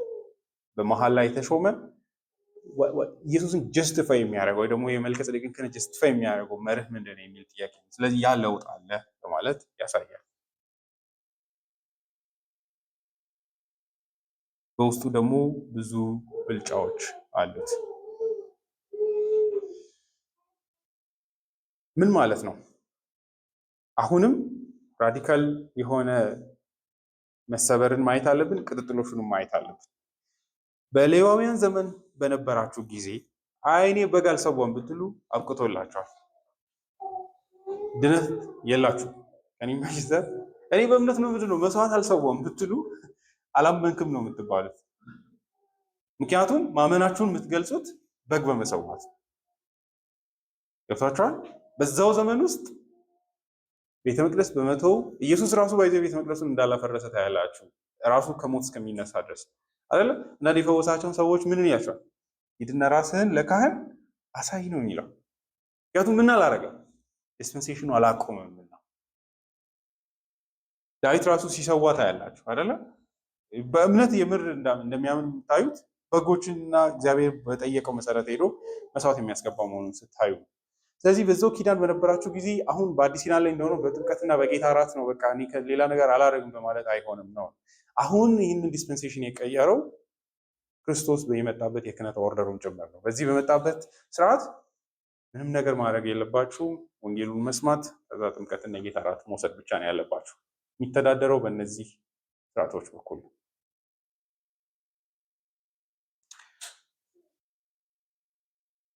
ለዛ ነው አሁን ህጉ ስለተለወጠ ቤተ መቅደስ አትሂዱ፣ በግ መሰዋት አያስፈልጋችሁም እያለ ያለ ጸሐፊ። እነሱ ደግሞ በተቃራኒው እንሄዳለን በጎቹንም እንሰዋለን ይላል። የካህን መለወጥን ካመናችሁ የሚተዳደርበትን ስርዓት መለወጡን ማመን አለባችሁ። እርሱም ደግሞ አሁን የሚተዳደረው እግዚአብሔር በልጁ በኩል በተናገረው የመጨረሻዎቹ ቃሎች ነው። እግዚአብሔር ከጥንት ጀምሮ በተለያዩ ጊዜና በልዩ ልዩ መንገድ በነቢያት በኩል ለአባቶቻችን ተናግሮ በዚህ መጨረሻ ዘመን ግን ሁሉም ወራሽ ባደረገውና ዓለማትን በፈጠረበት በልጁ ለኛ ተናገረ። ምዕራፍ 2 ቁጥር 1። ስለዚህ ከሰማነው ቃል ለቀን እንዳንሄድ ለሰማነው ነገር አብልጠን ልንጠነቀቅ ይገባናል። ምክንያቱም በመላእክት በኩል የተነገረው ቃል ጽኑ ከሆነና ማንኛውም መተላለፍና አለመታዘዝ ተገቢውን ቅጣት ከተቀበለ እኛስ እንዲህ ያለውን ታላቅ ድነት ቸል ብንል እንዴት ልናመልጥ እንችላለን? ይህ ድነት በመጀመሪያ በጌታ ተነገረ፣ ከእርሱ የሰሙትም ለእኛ አረጋገጡልን። እግዚአብሔርም በምልክት በድንቅና በልዩ ልዩ ተአምራት እንዲሁም እንደ ፈቃዱ በተለገሉት የመንፈስ ቅዱስ ስጦታዎች ለዚሁ ነገር መስክሯል። በእግዚአብሔር የተመሰከረለት፣ በመንፈስ ቅዱስ የተመሰከረለት፣ በብዙ ምልክቶች የተመሰከረለት፣ በጌታ የተነገረ፣ በብዙ ሐዋርያት የተመሰከረለት መልእክት ነው። በዚህ ስር ነው የሚተዳደረው የአዲሱ ኪዳን ቃል ወንጌሉ። መጨረሻውን ፍጹምነቱም ይሄ ነው። ሌላው ግን በትይዩ ህጉ ፍጹምነትን አልሰጠም ሲል ቀስ አድርገን ስንጨምቀው ግን የጳውሎስን ትርጉም ነው የያዘው። እሱም በህጉ መሰረት ልንጸድቅ አንችልም።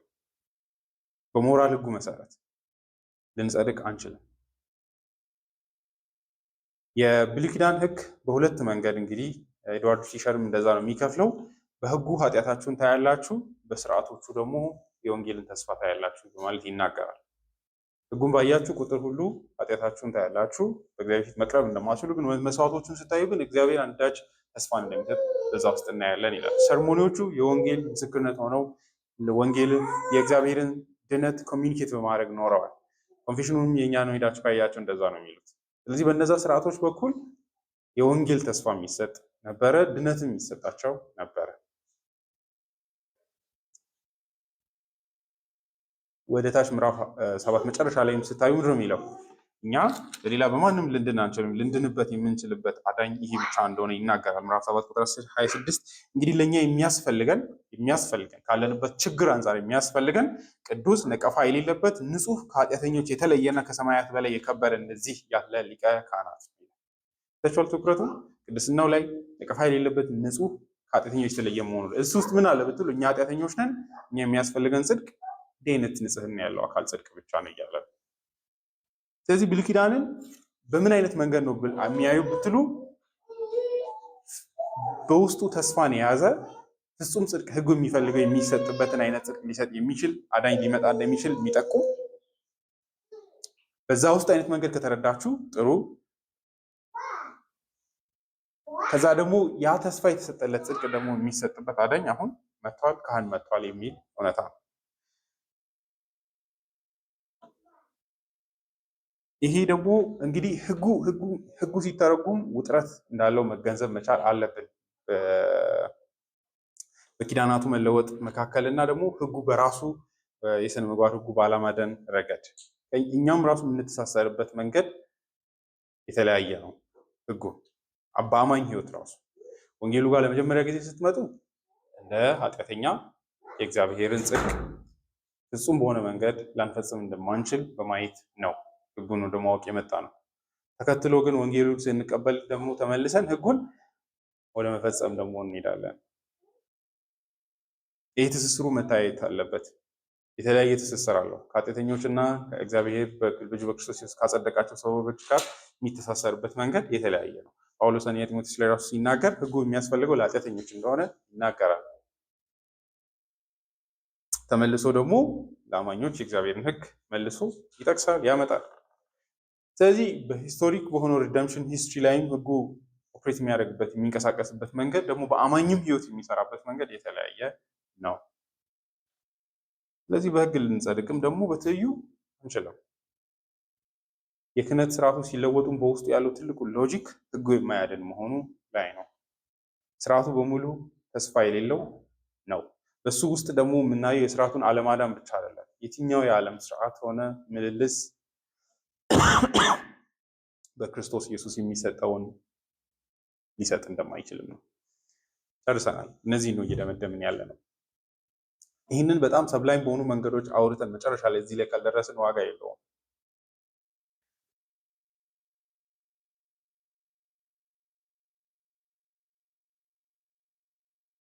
ኃጢአተኞች ነን። ሊያድነን የሚችለው የእግዚአብሔር ልጅ የኢየሱስ ክርስቶስ የክህነት አገልግሎት ብቻ ነው። ስለዚህ ለዕብራውያን ተደራሲያን ምንድን ነው መልእክቱ ብትሉ፣ እኛ አሁን በእውነት ለእግዚአብሔር የተሰጠንን ብላችሁ የአሮንን ክህነት ለመከተል የምትሄዱ ከሆነ እግዚአብሔር አያውቃችሁም እያለ ነው። የክህነት ለውጥ አለ፣ በዛው ትይዩ ደግሞ የህግ መለወጥም አለ።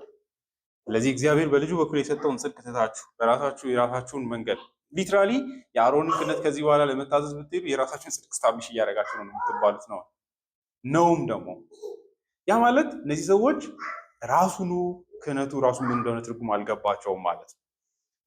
ትንሽ ሳብት ነገር እንደሆነ አውቃለሁ፣ ግን ወሳኝ ነገር ነው። ሮሜ ምዕራፍ 10 ላይ ጳውሎስ የሚናገረው ላንብብላችሁ። የአይሁዶችን ችግርና ኢየሱስን አለማመንን የሚያስረዳበትን መንገድ። ወንድሞች ሆይ ስለ እስራኤላውያን በልቤ ምኞት እግዚአብሔርንም የምለምነው እንዲድኑ ነው። ለእግዚአብሔር ቀናተኛ እንደሆኑ ስለ እነርሱ መመስከር እችላለሁና፣ ቅናታቸው ግን ከእውቀት የተነሳ አይደለም። እውቀት ብቻ ነው፣ ግን ፈርዘር ይሄዳል። አለማወቅ፣ ምክንያቱም እግዚአብሔርን አለማወቅ ነው። የእግዚአብሔርን መንገድንም ደግሞ አለማወቅ። እዛ ላይ ብቻ ግን አያቆምም። ቁጥር 3 ከእግዚአብሔር የሚመጣውን ጽድቅ ስላላወቁና የራሳቸውን ጽድቅ ለመመስረት ስለፈለጉ ለእግዚአብሔር ጽድቅ አልተገዙም። ለሚያምን ሁሉ ጽድቅ ይሆን ዘንድ ክርስቶስ የሕግ ፍጻሜ ነው ይላል። ፉልፊልመንት ነው ነው። የአሮን ክህነትን ኢየሱስ ከተገለጠ በኋላ ሄጄ እፈጽማለሁ ማለት ችግሩ የአሮንን ክህነት ራሱ አለመረዳት ነው፣ ደግሞ ያንን ስርዓትም ጭምር አለመገንዘብም ጭምር ነው። እውነተኛዎቹ አማኞች ምንድን ነው ያደረጉት? ወንጌሉ ሲሰበክ አይደለ? እነ ዘካርያስን ብታዩት አይኖቼ ለሕዝቡ ሁሉ ያዘጋጀውን ማዳንህን አይተዋል። እነ ጳውሎስም ያደረጉት እሱ ነው። በኋላ ሲገባው ክርስቶስ የነዛ ነገሮች ሁሉ ፍጻሜ እንደሆነና እውነተኛው ጽድቅ በክርስቶስ ብቻ እንደሚሰጥ ሲረዳ ሁሉ ነገር ተወው። ረብ እንዳልነበረው አድርጌ አሲፍ እንደ ቆሻሻ ነገር እንደተወው ይናገራል። ይህ እንግዲህ ትስስሩን መገንዘብ ያስፈልጋል። አሁን ወንጌሉ በተገለጠበት እውነታና የእግዚአብሔር ጽድቅ በእውነተኛ መንገድ በተበሰረበት መንገድ ጥሎ መሄድ ማለት ከእግዚአብሔር ጋር ራስን መቁረጥ ማለት ነው። የዘላለም ሞትን እርሱ ማድረግ ማለት ነው። ይህ ምንን ያስተምረናል? ዛሬ ሰዎች እንደ ቀልድ ሮማን ካቶሊኮች ወዳጆቻችን ሆነዋል። አሁን አይደለ? እኔ አንድ ሰው እንደዚህ ተብያለሁ። ካልቪንና እኛ አሁን ከሮማን ካቶሊኮች ጋር አንድ ወንበር ላይ ተቀምጠን እንደምናወራ ቢያዩ ይህ ሁሉ ትግል ይታገሉ ነበር ብሏል። ላይክ ሰዎች ሃይማኖት እግዚአብሔር ባልተናገረበት ባልገለጠበት መንገድ ድነት አሉ ብሎ መሄድ ማለት ቀላል አድርገው ነው የሚያስቡት። ሞኝነት ነው። እግዚአብሔር ያልሾመውን አካል ካህን ነው ብሎ መቀበል እጅግ ትልቅ በደል ነው። የሪፎርሜሽን ጊዜ አንዱ ትልቁ ክርክር እንደምታውቁት በእኛ ትሬንድ ፕሪስት የሚባል ነገር የለም። እኛ የምናውቀው ወንጌል ሰባኪ እና ዲያቆናትን ብቻ ነው። ሮማን ካቶሊኮች ጋር ፕሪስቶች አሉ። አሁን ፕሪስትነትን ለማረጋገጥ አንዱ የሚጠቀሙት የአሮን ክህነት ቀጥሏል በማለት ነው። ኢማጂን ዛት። ዛሬ ደግሞ አርጊመንቱ ራሱ አይነሳም። ማንም ኦፌንድ የሚያደርገው የለም። እናንተ እኮ አሁንም ካህናቶች አሏቸው። እንዴት ክርስቶስ የእግዚአብሔር ልጅ የመጨረሻው ካህን በመጣበት ትሾማላችሁ? ደግሞስ ካልቪን ይላል ኦርደሩ ራሱ የማን ዘሮች ናቸው ነው የሚለው አይደለ? የዘር ግንዳቸው ማንን ብሎ ነው ካህንን ብሎ ራሳቸውን እየሾሙ ያሉት? ወንድሞቼ እዚህ ላይ እንደምታነቡት ነው። ካህን እንዲሁ ዝም ብሎ አይሾምም፣ በእግዚአብሔር ነው የሚሾመው። እግዚአብሔር ነው የሚሾመው። ያ ብቻ አይደለም፣ መሾም አለመሾም አይደለም። ሌሎቹ ሁሉ ቲፒካሊ ነው የተሾሙት። በውስጣቸው የምርድነት ስለነበር አይደለም። አሮን ራሱ ኃጢአተኛ ነው ስናነብ። ተስፋ የማናደርገው ለዛ መሆን አለበት።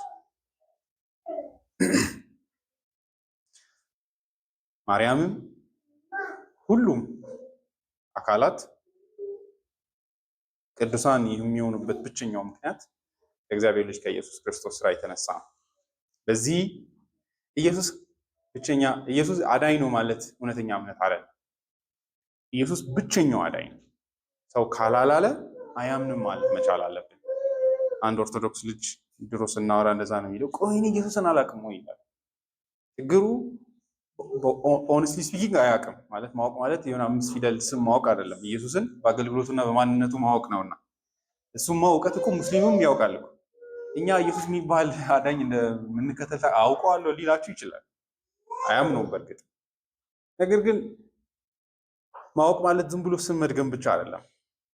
የምር ይሄ አዳኝ ማን እንደሆነ እግዚአብሔር በገለጠበት መገለጥ መረዳትና በሰው መገለጥ ክርስቶስን ማመን መቻል ነው።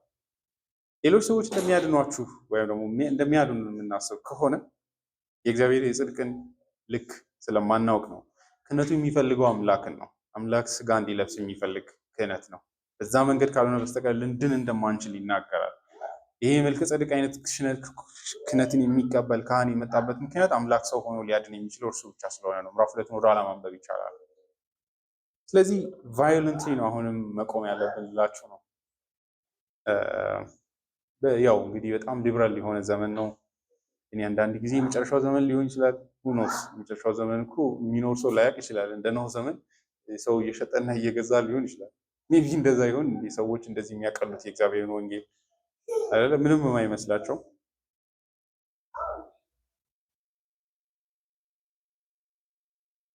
እኔ ኦርቶዶክሶች አይድኑም ወንጌልን እስካላመኑ ድረስ ኦርቶዶክሶች ብቻ ሳይሆኑ አይሁዳውያንም አይድኑም። አይሁዳውያን ብቻ አይደሉም። ጴንጤ ነኝ ብሎ ሪፎርምድ ነኝ ብሎ በክርስቶስ ኢየሱስ ብቸኝነት የማያምን ሰው አይድንም። ይሄ መነገር መቻል አለበት። አይገስ ሰዎች የምር ሪፎርምድ ነኝ ያሉ ይህን ስለማያምኑ ማለት አይደል? የእግዚአብሔር ልጅን ብቸኝነት ስለማይቀበሉ ሕግን በመፈጸም እንድናለን ደግሞ የሚሉ አሉ። ሰዎች አያስጨንቃቸውም። ፍጹምነት በክርስቶስ ኢየሱስ ካልሆነ በስተቀር ሌላ ማንም ሊፈጽምልን አይችልም። ድነታችን በራሳችን ውስጥም ራሱ አይደለም፣ በኢየሱስ ክርስቶስ ስራ ውስጥ ብቻ ነው ያለው።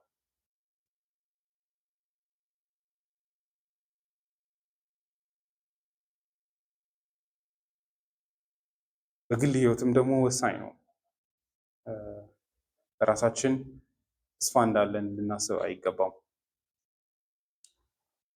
5 አይነት ሰዎች ሊኖሩ እንደሚችሉ አስባለሁ።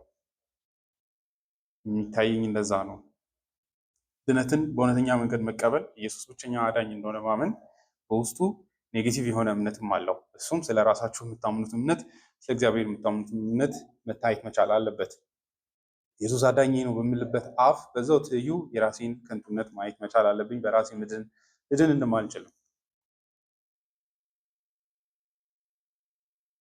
ከኢየሱስ በቀር ሌላ አዳኝ እንደሌለ ሊታየን ይገባል። ይሄ ግን የሚፈነጠረው እንዳልኩት የራሳችንን ከንቱነት በመረዳት 2 ድነት በሕግ በኩል አይደለም።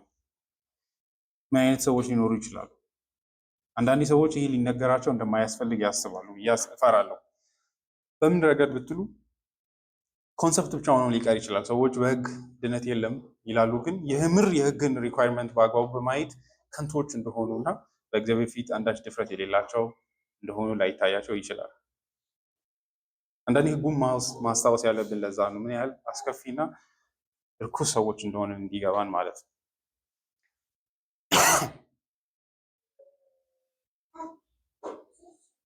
ምን ያህል ኃጢአተኛ ነን ብላችሁ ታስባላችሁ? ቢግ ኮስችን ማለት ሉተር ደጋግሞ የሚጠይቀው እሱ ነው። ሰዎች አንዳንድ ኃጢአተኛ ነን ይላሉ፣ ግን ኃጢአተኝነታቸው ደብዛ አይታያቸውም።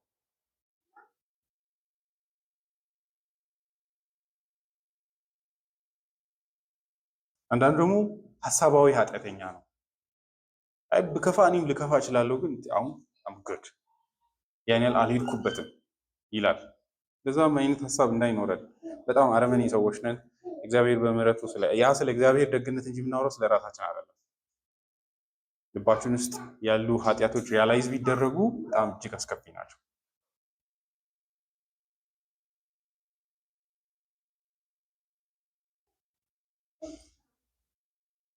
ሌላው ደግሞ እንደ ፈሪሳውያን የመኖር እውነታም ሊኖር ይችላል።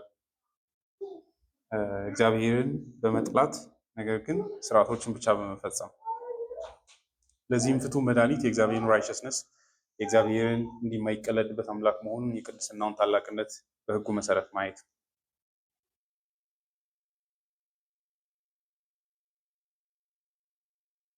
ከዛ ሌላኛው ደግሞ እግዚአብሔርን በእውነተኛ መንገድ በአባታዊ ማንነት አለመቅረብ፣ በፍርሃት ማየት። በፍርሃት ማየት ውስጥ ግን ጥላቻ አለ።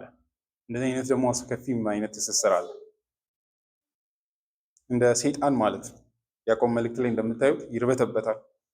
አንድ ሰው እንዲሁ ሲያወራ ከእናንተ ይልቅ የእግዚአብሔርን ቅድስና ሪኮግናይዝ ያደርጋል ይላል፣ ግን የውሸት መርበትበት ነው ይላል። ኦነስትሊ እንደማይፈራ የምታውቁት ሪፔንት ስለማያደርግ ነው ይላል። እንደዚህ አይነት ሰዎች እንዳይኖሩ ያው እዚህም ልንኖር እንችላለን። እግዚአብሔር ነው የሚያውቀው ልባቸው።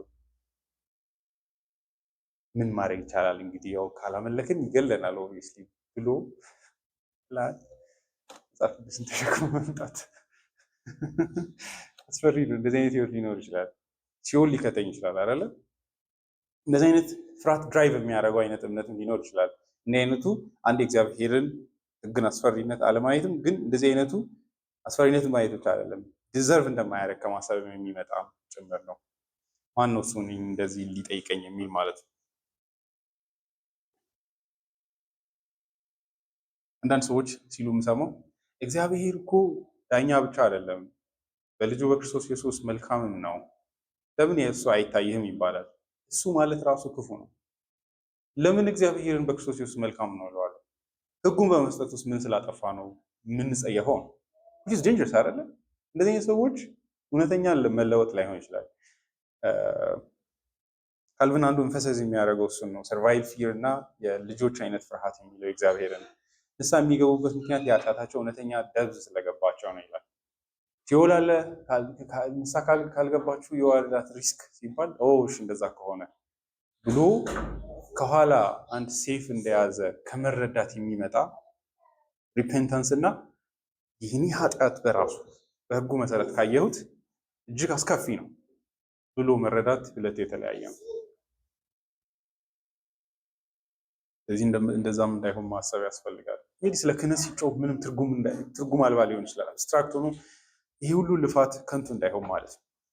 ኢየሱስ ካህን ነው ስንል በእነዚህ ሁሉ አስፔክቶች ነው እየሄድን ያለ ነው። በራሳችን ተስፋ የሌለን እጅግ ክፉ የሆንን ህጉ ሊያድነን የማይችል የትኛው የዓለም ስርዓት ሊያድነን የማይችል እግዚአብሔር በክርስቶስ ኢየሱስ በሰራው በዚህ ክህነት ብቻ እሱም እንደ መልከ ጸደቅ አይነት ካህን እንደሆነ በመቀበል ብቻ ልንድን እንደምንችል እንዲታየን ማለት ነው። ስለዚህ ይህንን ስናስብ የሆነ አይዲያል የሆነ ሀሳብ እንዳይሆንብን ለማለት ያክል ነው። ስለዚህ ራሳችንን እውነት ኃጢአተኛ መሆኑን በመገንዘብ በእግዚአብሔር ፊት በዚህ አይነት እውነተኛ ካህን እንቅረብ። እንግዲህ እኛ እንደ አይሁዳውያን የምንመለስበት ሌላ ክህነት የለንም፣ ግን የራሳችን ራይቸስነስ ደግሞ እግዚአብሔርን በእውነተኛ መንገድ አለማወቅ መደበቂያችን ሊሆን ይችላል እና እሱን እንድታስቡ አሳስባለሁ። እግዚአብሔርን ለምነን እንጨርስ። እግዚአብሔር መልካም አባታችን ሆይ ስለዚህ የቃል ጊዜ እናመሰግናለን። ክርስቶስ ብቸኛ ሊቀ ካህናት እንደሆነ ደግሞም እንደ መልከ ጸድቅ እኛ የሚያስፈልገን አይነት ብቸኛ ካህን እርሱ እንደሆነ ሌላ ማንም በዚህ ዓለም ላይ ሊያድነን እንደማይችል የራሳችንም ሕይወት ሊያስተርፈን የማይችል መሆኑ እንዲታየን እንደ አዳም ቅጠል ሰርተን ለማምለጥ እንዳንሞክር ባይሆን ቃናችንን መሆናችንን በመረዳት ወደ ልጅ ወደ ኢየሱስ ክርስቶስ ክህነትና አገልግሎት እንድንሄድ እንድትረዳን ያንን እንድታሳየን እንለምናለን። በዚህም አንተን እንድናከብርህ እርዳን። በየቀኑም ደግሞ በፊትህ በልጅ በኩል በመታመን በድፍረት በኃጢአቶቻችንን መካከል ሆነን አንተን መጥራትን እንድንችል ጸጋ እናብዛለን። ደግሞም ኃጢአተኝነታችን እጅግ ትልቅ መሆኑን በመገንዘብ ዝቅ ብለን መሬት እያየን መኖር እንድንችል ዘንድ ወደ ላይ ሰዎችንም አንተንም በማንጓጠጥ እንዳንኖር ጸጋ እንድታበዛልን የራሳችንን ከንቱነት እንድታሳየንም እንለምናለን። በኢየሱስ ስም አሜን።